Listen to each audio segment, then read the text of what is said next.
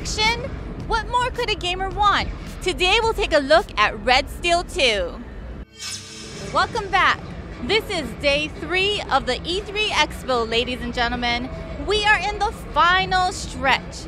I'm Kimi Matsuzaki, here to give you an inside look at Ubisoft's E3 lineup. Red Steel 2 is back and bigger than ever. Let's take a look at this smoking new trailer.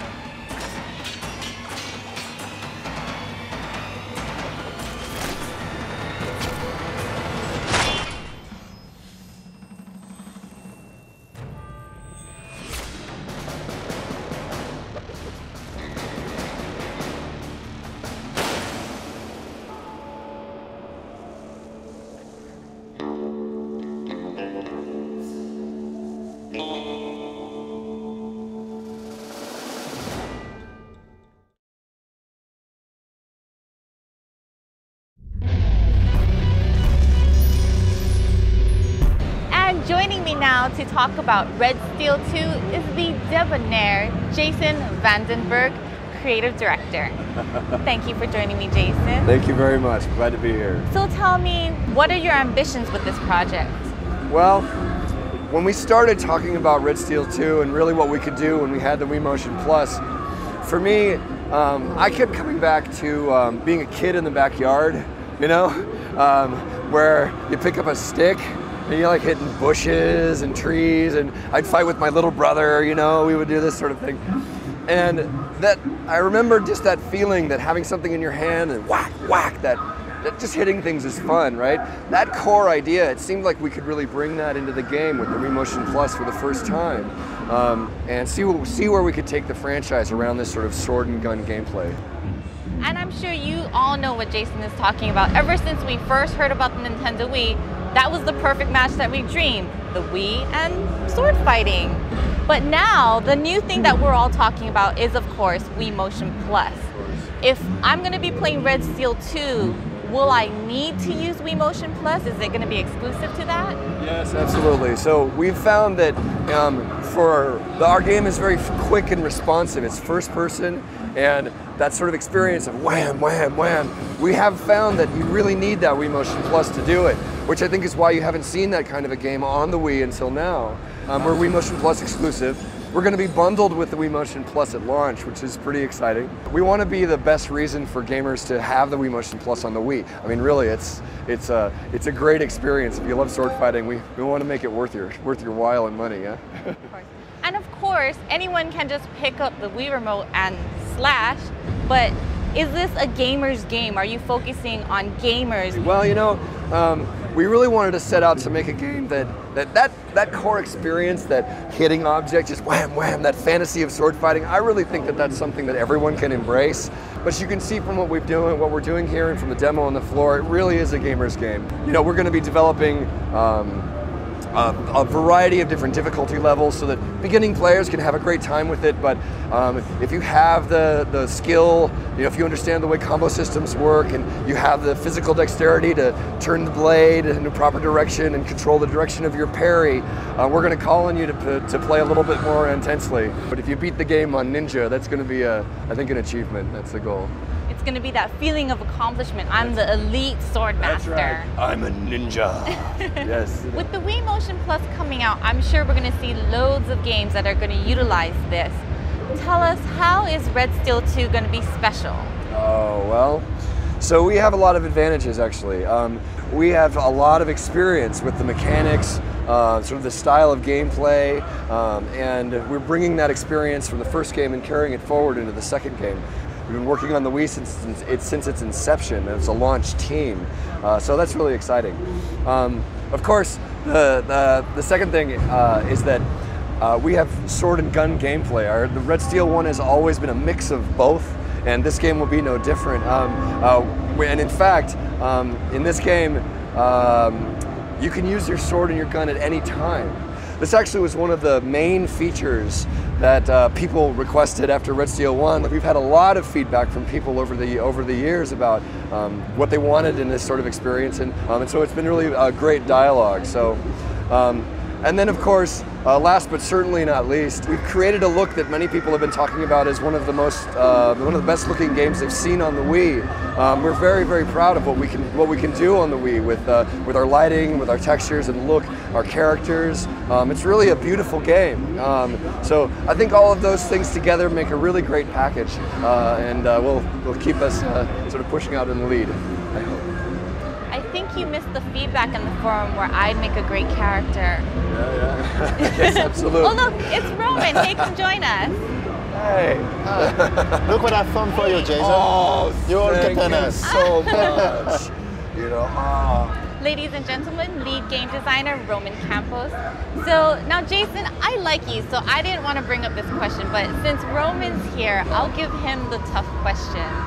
How have you guys improved the controls since Red Steel 1? So we have spent really a lot of time working on the control for Red Steel 2. At first, we have made a lot of polish on the prototype iteration on only the reticle and the aiming. We really spent a lot of time polishing the aiming, making playtesting to see that really we wanted people to feel in comfort just with moving the camera and moving the reticle.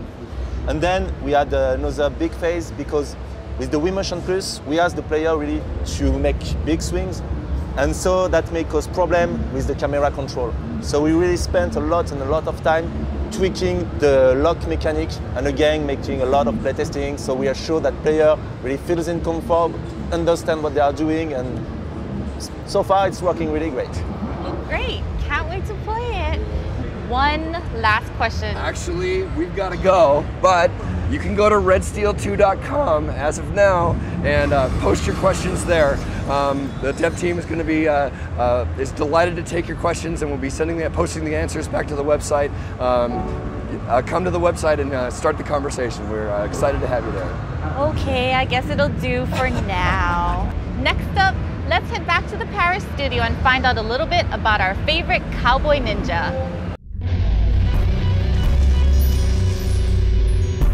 Red Steel 2, c'est l'Asie qui rencontre le western, dans un univers nouveau et surprenant. Et il nous fallait, pour l'exprimer, un personnage fort. Alors évidemment, on s'est inspiré d'autres héros, on voulait jouer sur la silhouette, on est parti sur une espèce de long manteau qu'on utilise graphiquement, un peu comme une signature, et pour la composition de l'image, plus que pour quelque chose de vraiment réaliste. Donc il y avait des éléments dont on ne pouvait pas se passer. Donc le manteau, le chapeau, voilà quoi. On ne peut pas faire autrement, quoi. Il a un katana qui est le symbole de l'Asie, il a un revolver.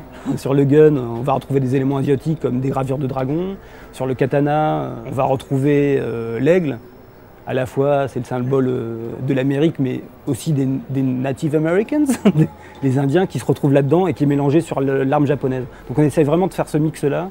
When we set about designing this new hero, we of course drew from all sorts of inspiration. We all had ideas about how he would come about, but when we talked about complex ideas and characters with a lot of, backstory and all this, we kept coming back again and again to the idea of the hero with no name, sort of the Clint Eastwood character in, Fistful of Dollars, sort of the classic guy who shows up in town with a badass attitude, cleans the place up, and then goes home, right? When I saw that version of the character you see today with the cool coat and his hat and his katana and the gun, that was it. He was perfect. I said, that's the guy. This is the guy that I've always wanted to play. I want to be that guy. He's a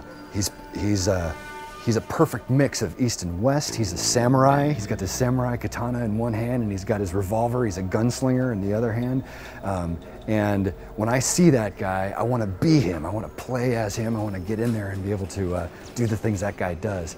We're really excited to see him come to life in the game, to bring him forward, and we're really excited to bring him to you and to give you a chance to play him as well. We hope that you enjoy the game as much as we do.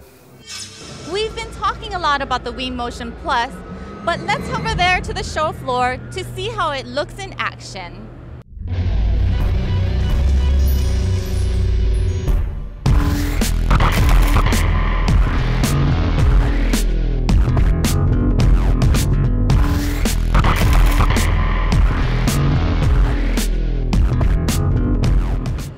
Hello, my name is Roman Camposoyola. I'm the lead game designer on Red Steel 2.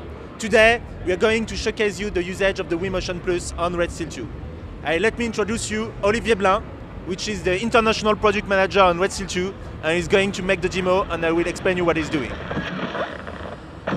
Here, as you can see, we use the Wii MotionPlus for one-to-one replication. The way Olivier is moving his hand and holding the Wii remote is actually done exactly the same in-game by the hero. Here, as you can see, Olivier is placing the Wii remote on his shoulder, and in-game, the hero is placing the sword on his shoulder. We use the Wii MotionPlus too for the slashes. So the direction of the slashes of Olivier are perfectly done exactly the same in-game. And we use it too for power recognition. So basically, if you are making small and not powerful motion in-game, your slashes will be weak. If you are making really strong motion with amplitude, it will make powerful slashes. So that's all we've got to show you for the moment. Thanks for watching Red Steel 2 Wii MotionPlus demo. Stay tuned for more on Red Steel. Bye. And that's it for this time. Be sure to check out our final episode for a look at Ruse. This is Kimi Matsuzaki bringing you Ubisoft's E3 lineup direct from the source.